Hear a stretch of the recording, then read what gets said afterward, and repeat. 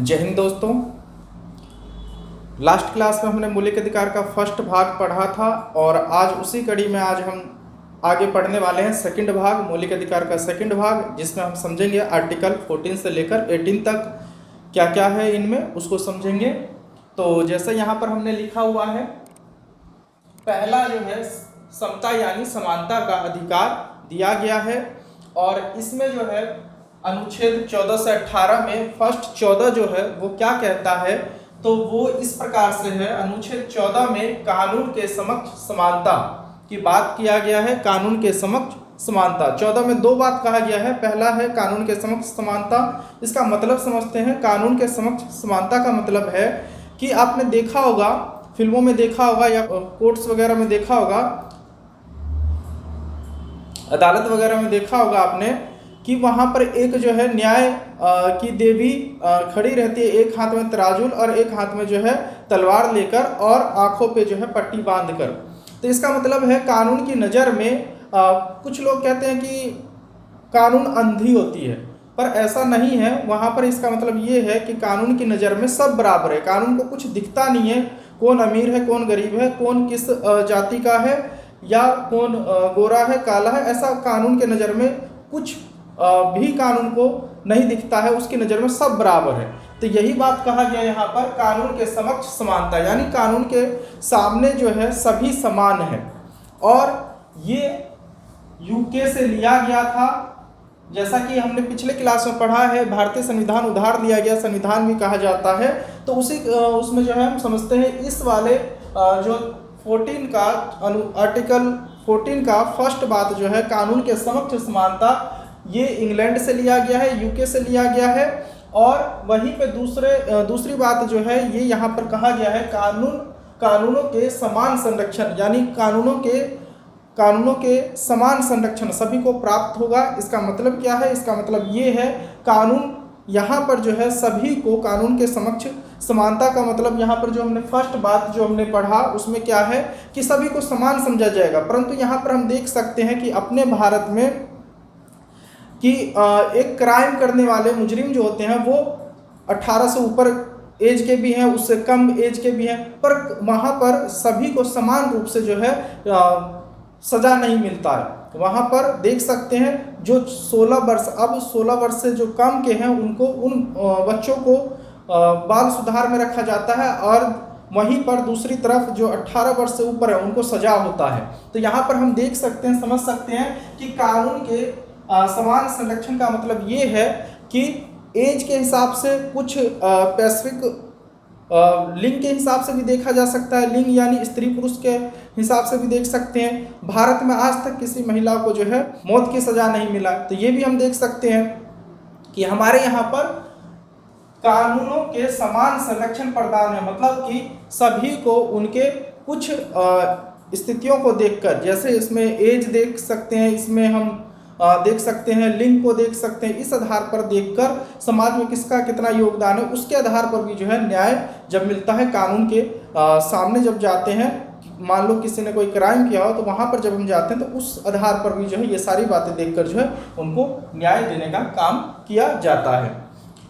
अब यहाँ पर अनुच्छेद 15 है। अनुच्छेद 15 में क्या है कि धर्म, जाति, मूल वंश, लिंग या जन्म स्थान के आधार पर भेदभाव का निषेध, यानी धर्म के आधार पर, जाति के आधार पर, मूल वंश के आधार पर, लिंग के आधार पर और जन्म स्थान के आधार पर किसी के साथ में भी किसी भी प्रकार का कोई भेदभाव नहीं किया जाएगा। इस पे रोक लगाया गया है। जैसे यहाँ पर धर्म और जाति तो आप समझ सकते हो, भारत बहुसंस्कृति वाला देश है। यहाँ पर अनेकों धर्मों के लोग रहते हैं, अलग अलग जातियों को मानने वाले लोग रहते हैं। भारत जब आज़ाद हुआ था तो उस समय पर बहुत ज़्यादा भारत के अंदर में धर्म और जाति को लेकर बहुत ज़्यादा संघर्ष था, भेदभाव था। तो इसी को ख़त्म करने के लिए भारतीय संविधान में धर्म और जाति के ऊपर में किसी भी प्रकार का भेदभाव ना रहे, उसको ख़त्म करने के लिए उस पर रोक लगाया गया। और यहीं पे जो है मूल वंश का मतलब यहाँ पर क्या है कि पहले के समय में हम देख सकते हैं भारत में अनेकों जो है राजा महाराजा वगैरह रहते थे। 565 रियासतें आपने पढ़ा भी होगा, 565 रियासतें थी। तो 565 रियासतों में मूल वंश का मतलब कोई किसी मूल का है, जैसे कि कोई राजघराने का है, कोई कहीं का है, तो उस मूल वंश को भी खत्म किया गया, तभी समानता ला सकते हैं हम समाज में। मान लो एक तरफ एक समाज में एक व्यक्ति जो है किसी राजघराने से रहता है और वो अपना हैसियत ठाठ बाट के साथ में रह रहा है, वहीं पे दूसरी तरफ जो है एक सामान्य वर्ग का व्यक्ति है, तो वहाँ पर समाज में समानता कैसे ला सकते हैं हम? तो वहाँ पर जो है मूल वंश को भी खत्म किया गया, वहाँ पर जाति को खत्म किया गया, लिंग के आधार पर जो भेदभाव है, लिंग के आधार पर यानी स्त्री पुरुष में भी भेदभाव किया जाता है, समानता उनमें देखने को नहीं मिलती है। हमारा देश वैसे भी देख सकते हो पुरुष प्रधान देश माना जाता है, यहाँ पर पुरुषों का जो है पुरुषों को ज़्यादा महत्व दिया जाता है। आप ये एग्जाम्पल अपने आस पड़ोस अपने घर में भी देख सकते हो कि पुरुषों को जो है ज़्यादा जो घर को चलाने के लिए जो गार्जियन जिसे कहते हैं वो पुरुष ही ज़्यादातर घरों में देखने को मिलता है। तो इसलिए यहाँ पर जो है लिंग के आधार पर भी जो भेदभाव है उसको खत्म करने का जो है बात किया गया। जन्म के स्थान पर भी हम देख सकते हैं कि जन्म के स्थान पर बहुत ज़्यादा भेदभाव किया जाता है। आज के समय पर तो इतना नहीं है, फिर भी देखा जा सकता है कि कोई व्यक्ति यूपी बिहार से है या पूर्वोत्तर भारत से है, तो उनके साथ में काफ़ी ज़्यादा जो है भेदभाव देखने को मिलता है। उनके साथ में जो है जन्म के स्थान को लेकर जो है उनके साथ में भेदभाव देखने को मिलता है। इसको रोकने के लिए जो है भारतीय संविधान में ये प्रावधान किया गया है अनुच्छेद 15 के तहत। इसके अलावा सार्वजनिक दुकानों पर, सार्वजनिक दुकान का मतलब है जहाँ पर सभी लोग आ जा सकते हैं, वहाँ पर होटलों, कुओं, तालाबों और स्नान घाटों, सड़कों आदि में प्रवेश की जो है समानता की बात किया गया है। अनुच्छेद 15 में ही जो है यहाँ पर हम देख सकते हैं जितने भी सार्वजनिक स्थान हैं वहाँ पर सभी व्यक्ति जो है आ जा सकते हैं, इसके लिए जो है प्रावधान किया गया है, उस पर जो है किसी भी प्रकार का कोई रोक टोक नहीं है। और उसके अलावा अनुच्छेद 16 की जब बात करेंगे तो अनुच्छेद 16 में जो है रोजगार के अवसरों में समानता की बात किया गया है। रोजगार के अवसर की समानता का मतलब यहाँ पर ये है कि हर एक व्यक्ति को रोजगार के अवसर में समानता, इसमें हर एक व्यक्ति को जो जितना योग्य है उसके हिसाब से उसको रोजगार के अवसर मिल सकते हैं, रोजगार उसको दिया जाता है। और साथ ही साथ यहाँ पर रोजगार की समानता के आधार को जब हम समझ रहे थे तो हमको ये भी देखना पड़ेगा कि रोजगार मिलने के साथ साथ उनको वेतन भी, जो सैलरी है उनका, वो भी समान रूप से मिलना चाहिए और दिया जाता है। भारतीय संविधान में ये बात कहा गया है कि एक ही पद पे लगे हुए लोगों को समान वेतन मिलना चाहिए, समान काम के घंटे होने चाहिए, उनके समान जो है अवसर मिलना चाहिए आगे बढ़ने का।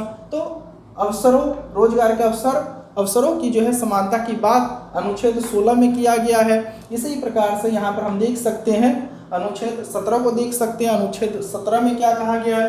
तो अनुच्छेद 17 में छुआछूत का अंत। छुआछूत का मतलब यहाँ पर हम समझ सकते हैं कि भारत में प्राचीन समय में जब भारत आज़ाद हुआ था उस समय पर बहुत ज़्यादा जातिगत भेदभाव, धर्म के आधार पर भेदभाव जो है काफ़ी देखने को मिलता था। आज भी हम देख सकते हैं बहुत सारे शहरों में तो नहीं, गाँवों में जो है ये चीज़ देखने को मिलता है कि गाँव में आज भी जो है लोग जातिगत भेदभाव काफ़ी ज़्यादा करते हैं। जातिगत भेदभाव का मतलब है हमारे समाज में जो है जो निम्न जाति के लोग हैं, निम्न जाति के लोगों के साथ में दुर्व्यवहार करना, उनके साथ में अच्छा व्यवहार नहीं करना, उनको प्रताड़ित करना, उनको जो है दुख तकलीफ देना, इस तरीके का जो है भावना हम देखते हैं हमारे भारत में सदियों से रहा है। और इसको अंत करने के लिए भारतीय संविधान में छुआछूत को अंत करने की बात की गई है। अनुच्छेद 17 के अंदर में कहा गया है कि भारत में किसी भी प्रकार से, चाहे वो जातिगत हो, चाहे वो धर्मगत हो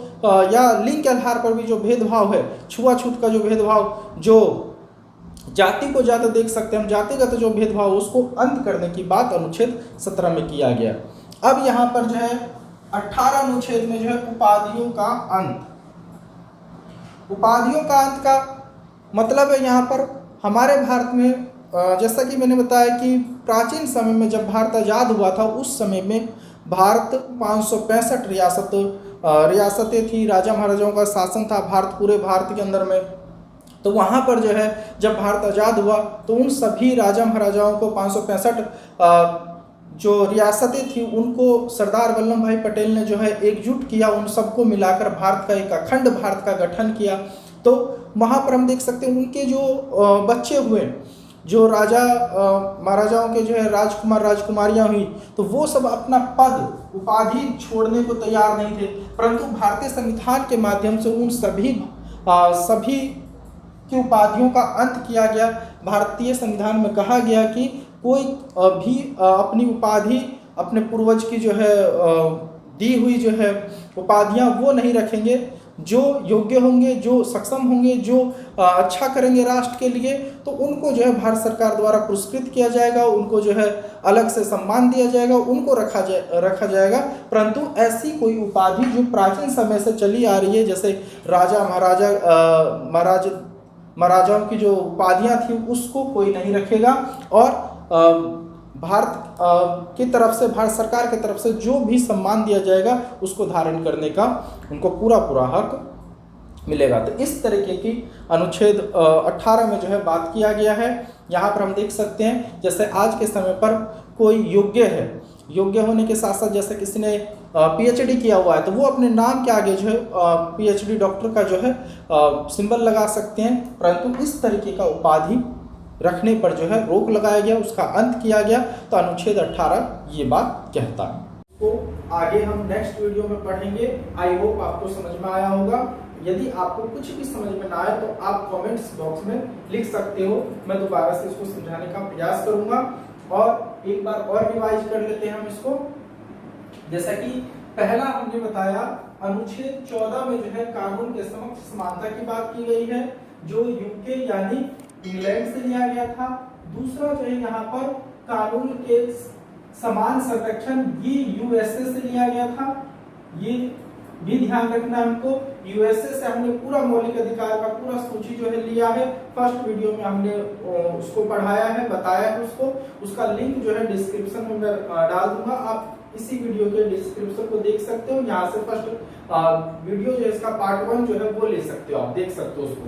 अब सेकंड जो है यहाँ पर अनुच्छेद 15 में क्या कहा गया है, जाति, धर्म, मूल वंश, लिंग, जन्म स्थान के आधार पर भेदभाव को निषेध किया गया है। किसी भी प्रकार का कोई भेदभाव नहीं किया जाएगा, जाति के आधार पर, धर्म के आधार पर, लिंग के आधार पे, मूल वंश के आधार पे, जन्म स्थान के आधार पे, किसी भी प्रकार से किसी भी भारतीयों के साथ में कोई भी भेदभाव नहीं किया जाएगा, इसको रोका गया है। ये अनुच्छेद 15 में कहा गया है। और इसी में दूसरी बात जो है ये किया गया है कि सार्वजनिक स्थानों पर, चाहे वो दुकान हो, होटल हो, सड़क हो, जो भी सार्वजनिक स्थान है वहां पर जो है सभी नागरिक आ जा सकते हैं, उस पर किसी भी प्रकार का कोई रोक टोक नहीं होगा।